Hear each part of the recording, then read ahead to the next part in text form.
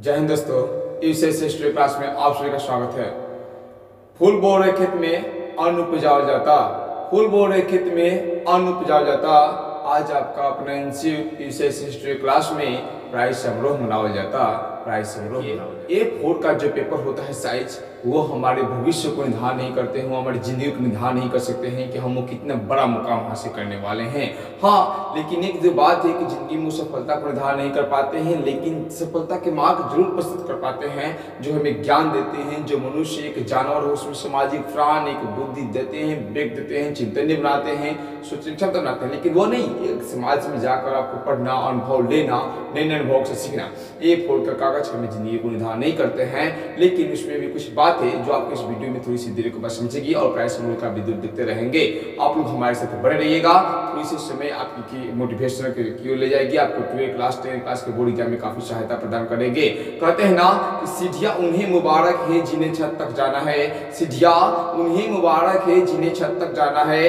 हमारी मंजिल तो आसमां है, हमारी मंजिल तो आसमां है, सीढ़ियां रास्ता हमें खुद बनाना है, रास्ता हमें खुद बनाना है।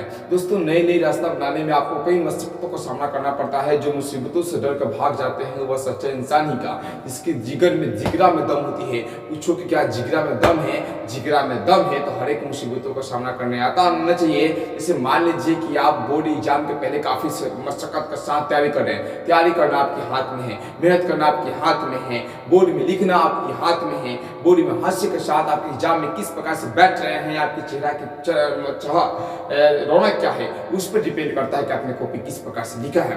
आपने लेकिन बोर्ड के मास्टर ने आपके कॉपी को सोहरे से नहीं चेक किया, या कुछ बोर्ड के शिक्षक को प्रॉब्लम से या कुछ टेक्निकल प्रॉब्लम से आपका रिजल्ट फॉल्ट आ गया, तभी आपको दुख पहुंचेगी, बहुत ज्यादा दुख पहुंचेगी। लेकिन वह जो मार्क्स होगा आपकी जिंदगी को निर्धारण नहीं करेगा। कम जो आएगा, ज्यादा आएगा तो कुछ, कम भी आएगा तो आपको दुखी महसूस नहीं होगा।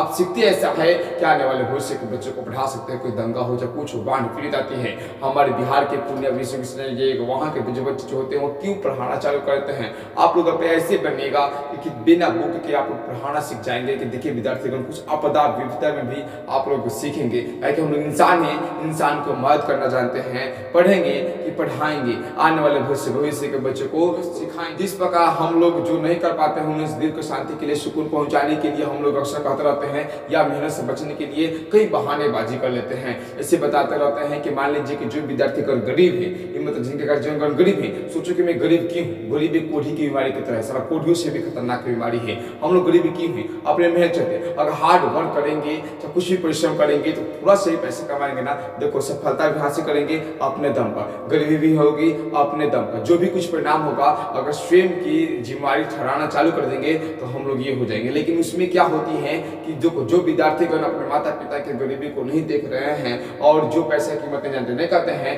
कि पुष्प की ताप और कर्जा की मार, कर्जा लेते हैं बत्तियां बराबर हो जाती है। कुआं किताबों को जितना शुरुआत में मजा आती है उतना ही कर्जा लेते हो तो शुरुआत में मजा आती है, कर्जा चुकाने के बाद कर्जा चुकाने में हाथ खराब हो जाती है सूद ब्याज के रूप में। उसी तरीके से कुआं तापते हो, फिर उसको जो जलने में काफी मेहनत होती है। तुम्हें क्रम नहीं होना होगा, हिट नहीं होना होगा। लोगों की बात को चलते तुम्हारे से ये नंबर नहीं आया है, इतना नंबर आया है, बाहर में जाए उनको कहने दो, आपकी मुकाम नहीं। आप लोग हमेशा प्रगतिशील बना रहना होता है, प्रगतिशील वाय बनना होगा। कहते नहीं है, जैसे हम लोग गरीबी के चलते कहते हैं कि ना कुछ लेकर आए हैं ना कुछ लेके जाएंगे, बहानाबाजी हो गया। देखिए भैया, हम लोग पैसा से खुशियां खरीद सकते हैं। कैसे? चैरिटी कर दान देकर। कोई मान लीजिए कि आप लोग बर्थडे मनाते हो, उतना पैसा खर्चा करते हो, उसके जगह पर जाइए गरीब बच्चों के बीच में बर्थडे मनाइए, आपके बीच में कितना तालियां बाजेगी। आप किसी गरीब बंदे को जिसको जरूरत के लिए किताब है, आप किताब बांटिए ना, उसको पढ़ने के लिए आप बैग दीजिए ना, उसको साधन दीजिए ना, एक चार्जर वाला बल्ब दे दीजिए ना, या सोचिए कि उसको हम क्या कर सकते हैं कि उसके पहनने के लिए चप्पल दे सकते हैं, कपड़ा दे सकते हैं, जरूरतमंदों की हेल्प कर सकते हैं, जो वाकई में भूखे उन्हें खाना खिला सकते हैं, तो आपकी खुशी खरीदी जा सकती है चेहरा पर। माँ बाप के लिए हम लोग बड़ी बड़ी सपना को साकार कर सकते हैं, उन्हें अच्छा से हम लोग रख सकते हैं, उनके जो दुनिया घूमना चाहते हैं उनको घुमा सकते हैं, तो खुशियाँ खरीदी जा सकती है। तो सिर्फ ये डॉक्यूमेंट से निर्धारण नहीं करेगा, आपकी जिंदगी में बहुमूल्य पैसे निभाएंगे, लेकिन हम लोग क्या डर मान लेते हैं कि ना ले क्या है ना लेकर जाएंगे। तो जो कि वो मेहनती और परिश्रमी व्यक्ति नहीं होते हैं, माइंड से इनका सोचना नहीं उनसे हो नहीं पा रहा है, इसके कारण वो ऐसा सोचते हैं। देखिए दोस्तों, इसी तरीके से जो होते हैं, जो कमजोर विद्यार्थी होते हैं, वो एक डायलॉग बनाए होते हैं कि हम लोग घंटे की पढ़ाई नहीं पढ़ते हैं, इसी वो बहाने के चलते क्या करते हैं कि वो 3-4 घंटा पढ़ते हैं और बच्चों के बीच में जाके गपशप करते रहते हैं। कहता है कि हम घंटे की पढ़ाई नहीं पढ़ते, हम 1-2 घंटा पढ़ लिए बस काम खत्म। वो उसको पता नहीं चाहिए तो घंटा का नहीं पढ़ाई पढ़ रहा है तो भी कहाँ बैठा हुआ है। कोई विद्यार्थी जो है 10 घंटा पढ़ पागल है। अगर मान लीजिए कि मैं घंटा पढ़ाई पढ़ना चालू करता हूँ तो जो भी पढ़ रहा हूँ तो उसके बाद से तो कुछ तो मैं मान लीजिए आज देख रहा हूँ 10 घंटे में 8 घंटे इंग्लिश का बुक देखा या साइंस का बुक देखा, कोई दिक्कत नहीं है। 5 दिन के बाद से या 21 दिन के बाद से, 21 दिन की जगह तो हैबिचुअल हो जाएगा। 21 दिन के बाद से आदत पड़ जाएगा कि हमें इतना दिख रहे हैं शेयर पास करते, आपको पढ़ने आना चालू कर देगा, आपको आदत बन जाएगा, वो आदत हो जाएगा, आपका पार्ट हो जाएगा जिंदगी का, आपको मजा लगेगा। जिस भी काम को करने में आनंद फील होती है ना, उसमें थकावट नहीं होती है, इसमें मजा आता है। चाहे मैथ सीखने में, चाहे रीजनिंग बनाने में या अन्य सब्जेक्ट आपको इंटरेस्ट लेना होता है तो पहले टिकना होता है। मान लीजिए कि आपको दौड़ने के पहले आप फास्ट दौड़ेगा तो थक जाइएगा। आपको समय, लोग कहते हैं ना कि समय एक्सपेंड करो, दम बचेगा, आपकी हिम्मत आएगी, आपकी जो फिफड़ा है वो तैयार होंगे, मसल्स तैयार होंगे, यहाँ तैयार होंगे, यहाँ भी होगा, आप काफी मेहनत के साथ दौड़ते चले जाएंगे। उस तरीके से कमजोर विद्यार्थी की तरह बहानाबाजी मत कीजिए कि हम जितना पढ़ते हैं मेहनत से पढ़ते हैं, नहीं, आप एक्सपेंड कीजिए, 6 घंटा पढ़ते थे नियमितः पढ़िए और ये बहानाबाजी आपको छोड़ना होगा। उसी तरीके से हम कहते हैं कि जैसे मैं बताना चाहूँ कि बहुत सारे विद्यार्थी जो ऐसे होते हैं जो बोर्ड एग्जाम में काफी कम नंबर आ जाता है, काफी मेहनत किए होते हैं, नंबर कम आ जाता है, उन्हें दुख होने की जरूरत नहीं है मेरे दोस्तों, कि हम बताते हैं कि नंबर आने के पीछे क्या होता है। आप देखे होंगे कि जितने IAS IPS का टॉपर इंटरव्यू देखे होंगे वो बेचारे एक बार फेल हो चुके होंगे या टॉप किए होंगे, तो वो नीट या कहीं जा रहे होंगे, या कोई ऐसा होता है जो मैट्रिक में टॉप किया होता है 12 में आ गया होता है, या 12 में टॉप किया होता है वो उसका नाम नहीं है, कहाँ है, 2 दिन का छाम छूम होता है। उस तरीके से हमने बहुत सारे इंटरव्यू को देखे हैं जो कि 3rd किए होते हैं, IAS के तरीके होते हैं, 2nd किए हैं, ये IPS बने हुए हैं। तो ये मैट्रिक का इंटर का रिजल्ट आपको भविष्य निर्धारण नहीं करेगा कि आप यही बनेंगे।